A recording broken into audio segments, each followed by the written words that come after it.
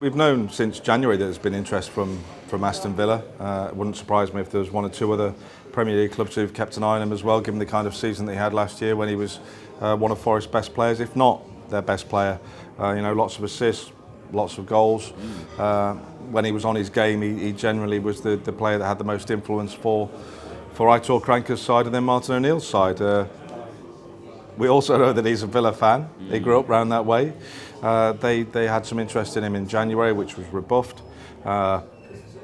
Whether they come back in with another bid this summer, we wait to see. I don't get the impression there has been another bid just yet, but Forest will have a figure in mind. Every player has a price tag on their head, realistically, and I think if we're honest, Joe Lolley's is going to be quite high. There's been, people have talked about £15 million being the figure that Forest would demand for him.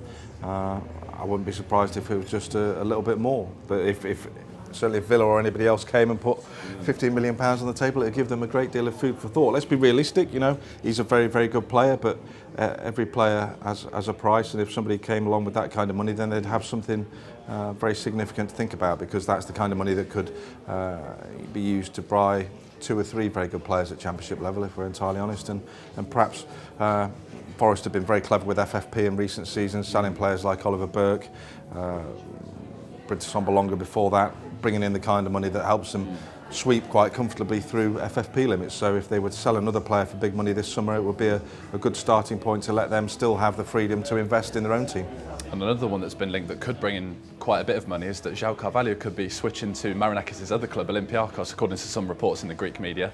Is there anything more that you could tell us about that at this stage? I think it's more likely, or at least initially, I think it's more likely that Hilal Soudani might be the first to make a move to Greece.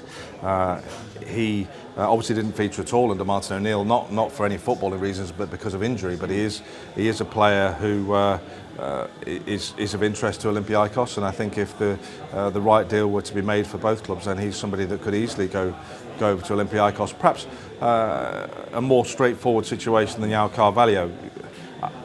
I think there was an impression created by the fact that he wasn't a regular starter under Martin O'Neill early in his tenure, that he was somebody that wasn't rated by Martin O'Neill, but I know that isn't true. I know Martin thinks a lot of him and thinks that with a bit of work in pre-season to get him playing into the style of play that he likes to play, he thinks that Carvalho could be a valuable figure. So that's something that's going to be an interesting one to watch in the coming weeks. I don't think it's set in stone by any means that he will go to Olympiacos, but again, as with Lolley, if the right deal could be done that gave Forest some freedom of movement in the transfer market of their own with some money to spend, it might be one that does happen. But I think Soudani is the one that's more likely to happen in the short term. Beyond that, there might well be a decision to make further down the line on Carvalho.